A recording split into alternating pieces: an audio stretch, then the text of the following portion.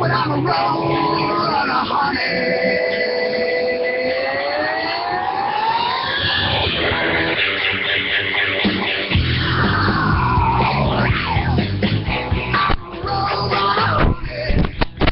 Can't keep up with me.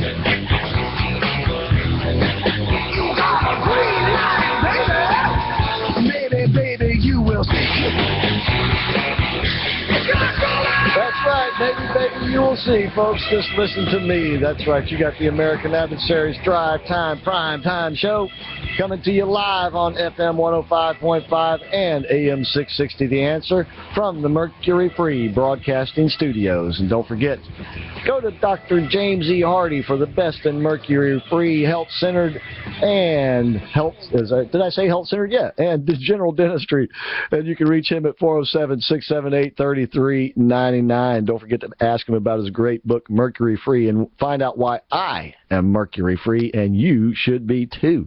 All right, once again, thanks for tuning in tonight. I am Christopher Hart, and on the bridge is Nicholas Cicero, so he's ready to field your phone calls at 407-774-8255, and get those phones ready because I got something to give away here in just a few minutes. In the meantime, General Lucas Paris is once again in the studio, got me up in the viewer scope. The Pariscope is at Pariscope Depth, and we are viewing the excellence of elocution right here in Christopher Hart. Oh, I love that. I love that. All right, just as he said, go to YouTube, type in Pariscope, P-A-R-I-S-Cope, and then you'll be able to see what goes on inside the studio here. In the first hour, of course, we had Abe Katzman on the show, and he filled us in on some news going on in Israel. The violence is still carrying on over there, and it's putting Israel in a very bad position because these are people that live, many of them in Israel proper, in Jerusalem, and it's just a shame that the youth, the Palestinian youth, is being wasted on this sort of violence, which is obviously being used to try to provoke the Israelis, and also in the process to make the Israelis look brutal and bad. And it's just a nasty,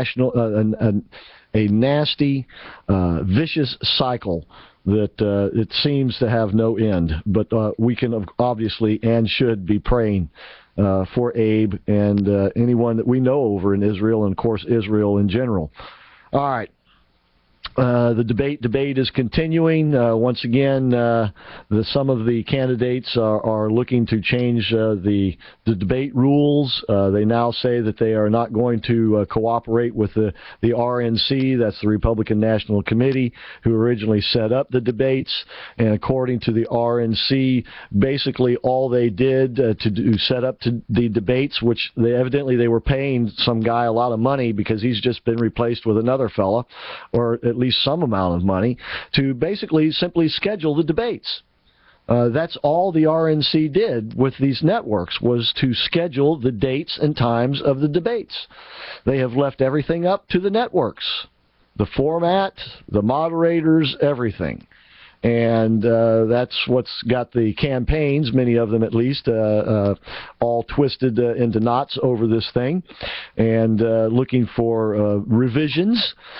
And once again, though, as I've said, you got to be a little bit careful with this sort of thing when you're messing around with the media like that.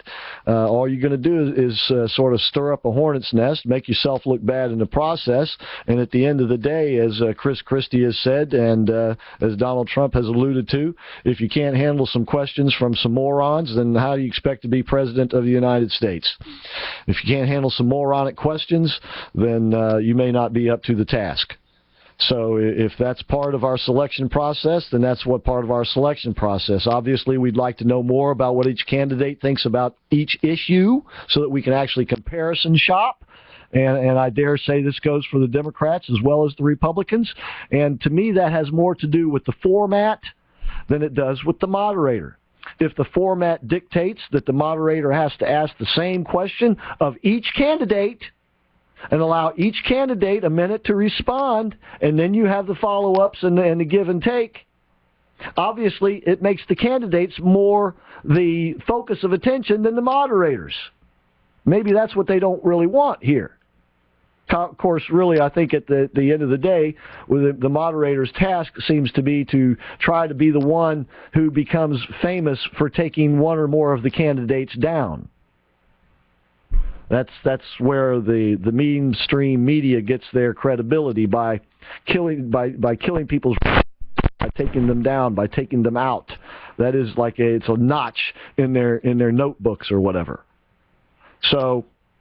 And then we find out that, and of course, the nepotism and the incestuous relationship, if you politics, especially at the national level, and the media is quite thick and deep.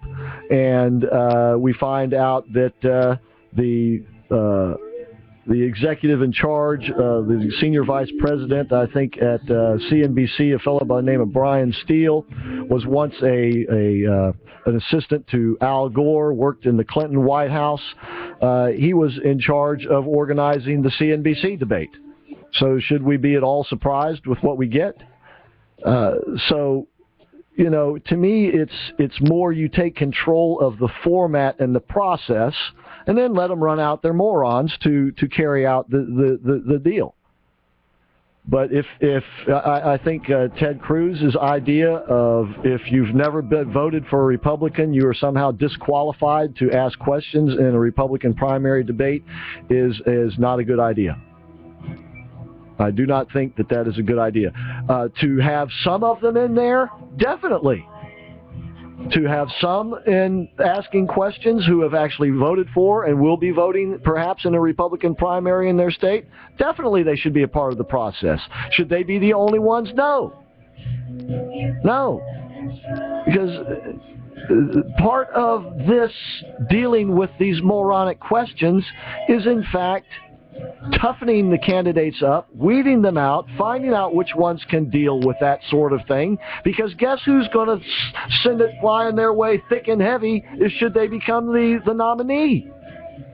Don't you know that the media and the liberals and the Democratic nominee is going to be piling it on a whole lot thicker? So you can't.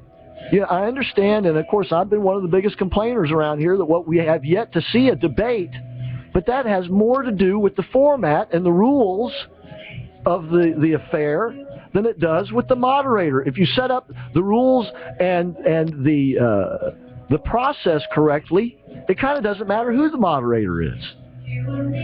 So I would suggest that should changes be made, I would make the changes in the process in the debate rules more than demands on who can or can't ask questions. When you get into that business in politics, to me that's a sign of weakness, and that's how it will be and is already begun to be portrayed. So Al, you had a great point last week, and I know Dr. K didn't agree with you, but I think more and more about it, I do agree with you. Let the morons ask the questions. Just set up the format so that it doesn't matter if they are a moron or not. It's always a way to deal with imbeciles, but you can't deal with them on their level. All right? All right, so we'll see what does come out of that. Today, Barack Obama signed the new 2-year budget, thanks to, of course, the outgoing Speaker, John Boehner, and even though he claims to not have had anything to do with it, if he didn't have anything to do with this budget, he was not doing his job as Budget Committee Chairman, and that, of course, would be incoming Speaker of the House, St. Pauli Girl Ryan. That's right. St. Pauli Girl had everything to do with this new budget. Don't let him tell you differently. As I've told you on this show before, he's not above or below lying to us through his teeth and with that smirk on his face while he does it. And, by the way, he said that well, let me back up again for a moment. I'll get to that about the budget. Barack Obama signs the budget today, compliments Congress, compliments the incoming Speaker, and says we can perhaps now let's do more of this bipartisanship. Meanwhile, the White House spokespeople were out there criticizing the incoming Speaker, Paul Ryan, because they're saying he's already sold out to the right-wing extremists and radicals in his caucus.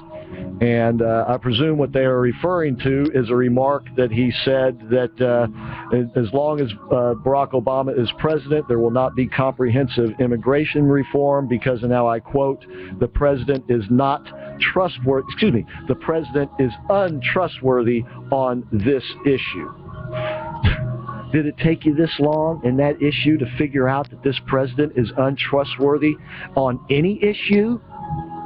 I mean, come on, are you that stupid? Well, maybe I guess he is, because one who made it possible, or at least one of the ones who made it possible for Barack Obama to get fast-track trade authority to pass a trade agreement that both Donald Trump and Bernie Sanders says is awful for the United States of America, and I wholeheartedly disagree, as does Governor Mike Huckabee. I believe even Hillary Clinton, after saying that it was the gold standard, has now come out against this trade deal. This trade deal would not exist were it not for St. Pauli girl Ryan and the Republican leadership, who didn't want Barack Obama to be a lame duck president. I mean, my God Almighty, in both 2010, 2010, and then again in 2014, we elect massive numbers of Republicans to Congress in order to stop President Obama. In other words, make him a lame duck president. And this fool comes along and prevents that from happening. And